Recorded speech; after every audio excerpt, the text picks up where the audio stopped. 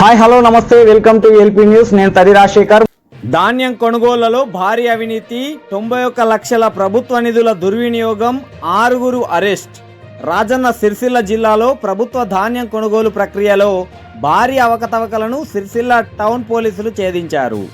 నకిలీ ట్రక్ చిట్టీలు సృష్టించి ప్రభుత్వ ధాన్యాన్ని అక్రమంగా మళ్లించి సుమారు రూపాయలు 91 లక్షల ప్రభుత్వ నిధులను దుర్వినియోగం చేసినట్లు పోలీసులు గుర్తించారు.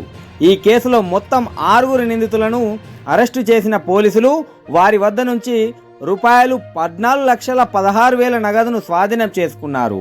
అదేవిధంగా రూపాయలు 46,21,000 మేర నిధులను బ్యాంక్ ఖాతాల్లో ఫ్రీజ్ చేశారు. ప్రభుత్వ ధాన్యాన్ని అక్రమంగా విక్రయించి నకిలీ పత్రాల ద్వారా నిధులను మళ్లించిన వారిపై కఠిన చర్యలు కొనసాగుతాయని పోలీసులు స్పష్టం చేశారు. ఈ ఘటన జిల్లాలో సంచలనం రేపింది.